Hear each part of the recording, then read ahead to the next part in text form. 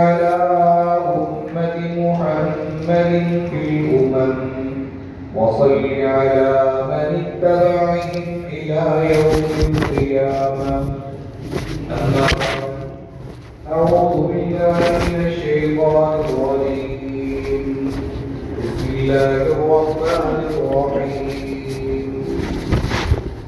يا أيها الذين آمنوا كتب عليكم الصيام كما كتب على الذين من قبلكم لعلكم تتقون أياما معدودات فمن كان منكم مريضا أو على سفر فعدة من أيام أخر. وقال الله تبارك وتعالى في آية آخر: يريد الله بكم اليسر ولا يريد بكم العسر ولتكملوا العدة ولتكبروا الله على ما هداكم ولعلكم تشكرون. صدقت يا رب العالمين. قال النبي صلى الله عليه وسلم: إن الله تعالى قال: الصوم لي وأنا أجزي به، أو كما قال عليه الصلاة والسلام. وقال النبي صلى الله عليه وسلم: الصوم جنة. وقال النبي صلى الله عليه وسلم: من لم يدع قول الزور والعمل به فليس لله حاجة أن يدع طعامه وشرابه، أو كما قال النبي صلى الله عليه وسلم. جزى الله عنا سيدنا ومولانا محمدا ما هو أهله. اللهم أنزله المقعد المقرب عندك يوم القيامة. انتہائی گرامی قدر سامعین، معزز حاضرین کرام، آج رمضان المبارک کا نامہ روزہ ہے اور رمضان المبارک کا دوسرا جمعہ ہے. بہت برکت والا اور اللہ تعالیٰ کی رحمتوں کے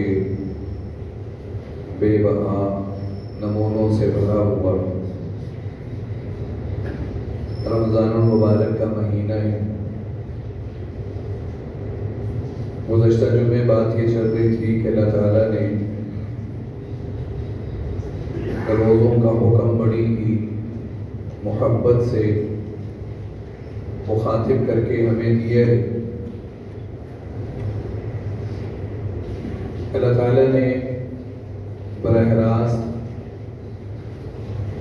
قرآن پاک کے اندر یا ایھا الذین آمنوا، ایمان والوں سے براہ راست 88 دفعہ خطاب فرمایا. بہت سے احکامات میں اللہ تعالیٰ نے حضور اقدس صلی اللہ علیہ وسلم کو مخاطب کرتے ہوئے فرمایا کہ آپ لوگوں سے کہہ دیں: یا ایھا الناس انی رسول اللہ الیکم جمیعا. آپ لوگوں سے کہہ دیں کہ اللہ نے مجھے تم سب کی طرف نبی بنا کے بھیجا ہے.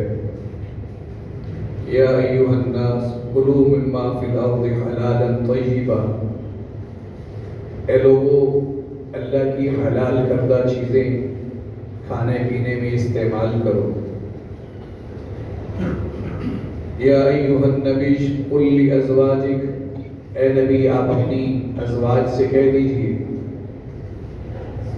اسی طرح اللہ تعالیٰ نے براہ راست یہ خطاب یا ایھا الذین آمنوا، ایمان والوں سے براہ راست خطاب فرمایا ہے. اور اللہ ایمان والوں کے بارے میں کہتے ہیں: والذین آمنوا اشد حبا للہ. ایمان والے، محبت ہر کسی کے دل میں ہوتی ہے. ایمان والوں کے دل میں سب سے زیادہ محبت اللہ کی ہوتی ہے. یہ ہمارے ایمان کا تقاضا ہے. اور پھر اللہ تعالیٰ نے